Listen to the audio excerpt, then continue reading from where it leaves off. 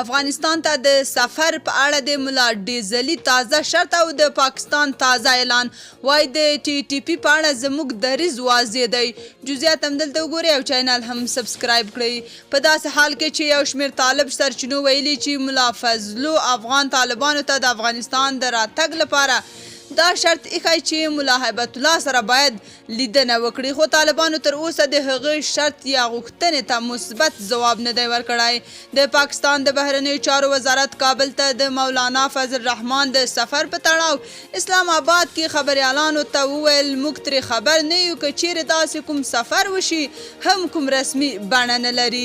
د یاد وزارت ویان د زهرا بلوچ وویل له طالبانو سره زموږ ستونزه پر ټي ټي پی ده او دا مهال د دې ډلې په اړه زموږ شرط ډېر روښانه دی او هغه د طالبانو له لوري اقدام کول دي.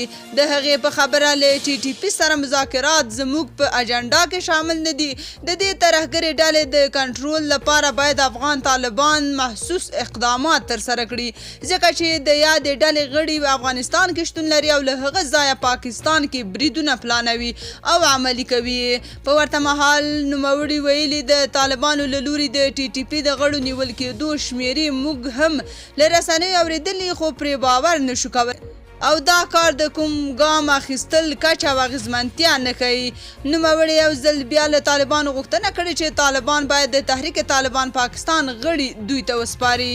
یاده دې وي چې طالبانو تېره اونۍ نوموړي ته کابل ته د سفر بلنه ورکړه تر څو د پاکستان او طالبانو ترمنځ د اړیکو په جوړولو کې له خپل نفوذ استفاده وکړي.